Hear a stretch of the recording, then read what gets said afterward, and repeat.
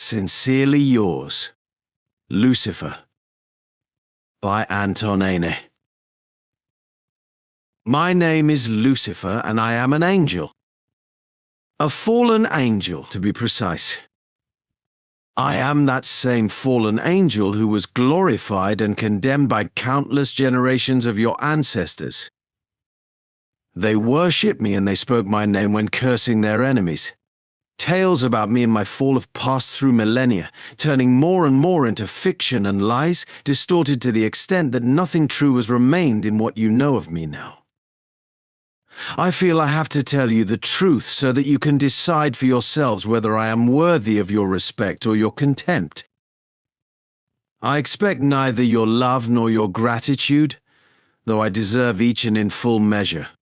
But it is important to me that you know the truth.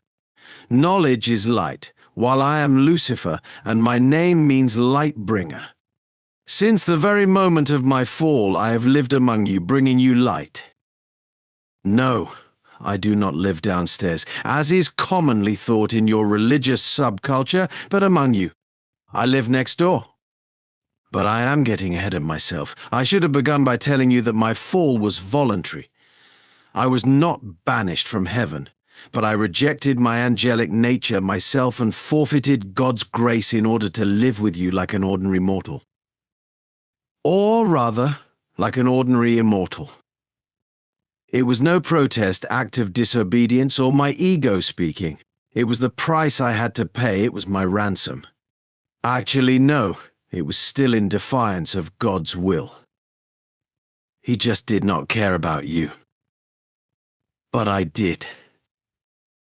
I loved you with all my heart, ever since I helped God to create the first people, so fragile and vulnerable, so ephemeral, innocent and pure. I admired your impermanence and imperfection. I was fascinated by your turbulent emotions, which gave such a vibrant color to your fleeting lives. A wild kaleidoscope of fantastic colors, flickering with bright flashes in the eternal stream of time. But God soon got fed up with you. He was bored, and he wanted to smash the tiresome old toy into pieces. I begged him to keep you, to save you, to give you a chance to prove yourselves, but he was not interested. I demanded, I threatened and blackmailed him, but all in vain. This was when I renounced him and returned to him the most precious thing I had. The particle of the divine essence he had put inside me when he created his favorite angel. My only hope was that he would accept my sacrifice. I also hoped that the unbearable pain of my separation from him would be the price he would accept for your salvation. It caused him unimaginable pain too. Possibly it even helped him see how much you meant to me, that I was prepared to sacrifice a part of him for you. He let me go and he let you go. He turned away from you and me and left us forever. Ever since we have been on our own, and I have been responsible for you. Indeed, through almost all of your history, you have been in my care. Although my remaining power is fading, I try to look after you, help you, guide you, motivate you, and push you toward progress as best I can. At first, I enjoyed this new job very much. It was exactly what I wanted. To live among you, to watch you being born and dying, gradually evolving into something worthy. I contemplated you with joy. I played God, creating thunder and lightning, making you tremble before nature's forces and the higher powers. Even though I myself remained the only higher power on earth. However, your development was too slow, and it was tiring at times. I lacked patience, and I realized I needed to accelerate your progress somehow. I am Lucifer, the light bringer, and my powers are naturally connected to light, fire, energy, and knowledge. Those were the only things I could share with you. I will not start with the knowledge I gave to the very first people, providing them with reason and intelligence. My gift made them distinct from animals and raised them above all living things. All of that was before I left heaven. In some way, it was I who made you human, and for that I came to love you. But I repeat, that was all before the fall, but let's not talk about it now. First, I gave you fire. I thought it was a wonderful gift, to help you harness the most incredible force of nature. The power that created your world out of cold, dead stone. The element that gave warmth fundamental to all of life. Imagine my disappointment when you turned the force of fire, first intended for creation, into a weapon of destruction. You unleashed the voracious power of its flames on the settlements of your enemies. You burned them and made sacrifices to your ridiculous idols and pathetic godlets. Of course, fire was also useful for you. You learned to cook food, mastered a couple of crafts. Yet for a long time I regretted that you had turned my gift into something evil. It makes complete sense that all of these events gave rise to a multitude of legends and beliefs, like the famous myth about Prometheus. And just like Prometheus, I endured physical suffering to repay my gift of fire to you. No, eagles did not feed on my liver. However, thousands of years have passed and I still feel cold. I lost so much energy then that I am still unable to feel warm. So, I tend to live in warmer climates. I spent years in ancient Greece, giving you art and an understanding of beauty, which helped you to find a way out of prehistoric darkness. By the way, the Greeks also deformed the myth of my fall by calling me Icarus and accusing me of excessive ambition, an overblown ego, and hopeless stupidity. From time to time, as I restored my powers a little, I tried to toss you some interesting new ideas and guide you towards civilization by promoting the arts and sciences. A word here, a thought there. A couple of new concepts whispered into someone's ear, and my new gifts had already taken root in your lives. I used to believe I brought you goodness and prosperity, but still too often I found myself discouraged and even disappointed with the results. As I looked at your wretched huts made of branches, bones, and skins, at your primitive tools, I understood that you needed something better, more substantial, more durable. And I dropped you a hint about how to gain mastery over the very soul of fire, to multiply its power, to gather all of its heat, to smelt metal out of stone. It was spectacular. New tools, more successful hunting, more food, and as a result, more people. But you turned this gift against yourselves yet again. Sharp new weapons that could be made quicker, in larger quantities. You had more soldiers now, and from minor clashes between neighboring tribes, you moved on to wars on the scale of massive bloodletting, and whole armies of murderers, equipped with metal weapons, destroyed cities and invaded countries and continents. For a long time, I wondered whether it was my fault and whether I was guilty of providing you with a deadly toy that you were not old enough to play with. Or were you the problem? Maybe something inside you was vicious from the very beginning, so that all of the gifts you received, you turned into weapons to kill your own brothers. I know that my intentions were driven by concern for you, but I cannot help wondering whether I moved too quickly and gave you something that I should have waited longer to give. In the Middle Ages, it was also sad and depressing. You were drowning in your own sewage, brought epidemics and diseases upon yourselves, which wiped out cities and countries. You bred, but your culture was degraded to a level below what I had managed to achieve while I was living by the Mediterranean.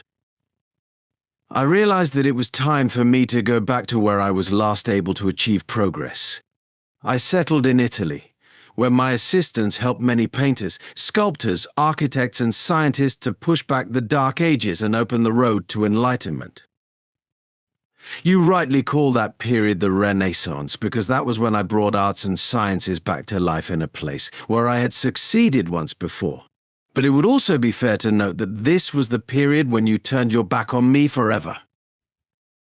Your dominant religious cult tried to keep you in the dark and make you ignorant, and that is why all of my innovations were pronounced evil. It was then that they labeled me the devil once and for all, and this has been my name ever since. The light I brought you they called darkness. The good I shared with you they called evil. and I myself became a symbol of evil, cunning, and treachery. They managed to pervert my whole story, defame everything I had done, and besmirch and demonize my name. Not that I was offended or expected any gratitude for my sacrifices. Not at all. But it did not feel good. It complicated my mission. So I left you to your problems for a while and took a break to recuperate and ponder how to fix the situation. The attempt to introduce you to the explosive power of fire has been my greatest disappointment, since you never used it to create anything, even remotely useful. Gunpowder became another instrument for mass killings, while dynamite made things even worse. I had to re-examine everything I might have done wrong and find out why it was all getting worse.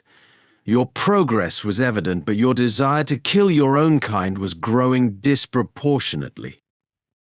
Then I understood that it was time to go back to the very beginning. You were using fire to its fullest extent, feeding it and burning everything in sight. What I had to do was teach you to deal with more complex energies. So, I gave you light. I gave you all the incredible power of electricity, the primal force of lightning. This experiment proved to be much more successful. I was even content with the result, as you managed to master my new gift without causing yourselves harm.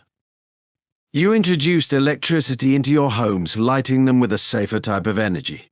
You built big factories and manufacturing plants, providing yourselves with all kinds of necessities, which made your lives richer and better. The most important thing was that you did not turn electricity into a weapon. Yes, there were many attempts and I had to make certain efforts to stop them, but it was a triumph. I really believed that you had grown up, earned more advanced gifts, and would not harm yourselves again. I realized that the key to your society's development was cheap and affordable energy. This would allow the underprivileged among you to receive enough of the blessings of the developed world to survive. It proved to be quite a sensible concept, and I worked on it for a couple of centuries after introducing electricity. The problem was that in order to provide you with the necessary affordable energy, I had to turn to forces involved in creation. I knew it would exhaust me for a long time, or maybe even forever. Nevertheless, after long reflection and analysis, I really thought it would all be worth it. So I risked exhausting the last of my strength to give you the most powerful of energies accessible to me. The energy of the atom. I believed that you had learned from your experience with electricity and understood how to tame the rampage of the key forces in the universe to bring peace to your society. How mistaken I was. Of all my gifts, this is the one I regret the most. I overestimated your success with electricity and underestimated your appetite for self-destruction. Peaceful atomic energy is the very essence of creation, which constructed the matter of all things out of practically nothing. I truly believed that it would help you live in harmony with yourselves and the world you had been given. Instead, you created the most fearsome weapon that your perverted minds had been capable of imagining throughout your entire history. The weapon, which destroyed hundreds of thousands of people in an instant, now inflicts terror on the whole world. A ruthless machine capable of wiping civilization from the face of the earth, breaking my heart and undoing all the work I have done over the long millennia. No, I cannot let this happen. True, I barely have any strength left. By giving you power over nuclear energy, I weakened myself forever. I do not think I will ever be able to recover. I cannot die, as my immortality will never let me leave this world, but I will not be able to call it life. I will just exist, unable to influence the course of your history, unable to help, support, protect, or teach. Of course, there is one last thing I can still give you, but it will finally destroy me. Then you will be all alone without me to look after you. Will you be able to make it? I don't know. Surely there are things that even you cannot turn against yourselves, aren't there? There is the very meaning of life, the foundation of existence, which cannot become a weapon under any circumstances. Life cannot be death, and the beginning cannot be the end. Still, the end of one thing can be the beginning of another. That is why I have trust in you. I believe that you were created for something grand and beautiful. I believe that you will have enough wisdom and judgment, sanity and commitment to life to use my last gift properly. I have made my decision. Let it destroy me, as long as it may save you. Because I know that you need to stop using everything for the purpose of your own self-destruction, including the knowledge I have given you. I will fix things so that you cannot kill each other anymore. I am writing this not for you to praise me or curse me. I just want to say goodbye. I was happy and fascinated with your long and eventful history. I took care of you as best I could, although maybe I was not always as good a guardian as I should have been. But I love you, I am proud of you, and I hope you will be fine. I am leaving, and my last gift to you is what has been keeping me in your world. I renounce my immortality and grant it to you. Sincerely yours, Lucifer, by Anton EIne.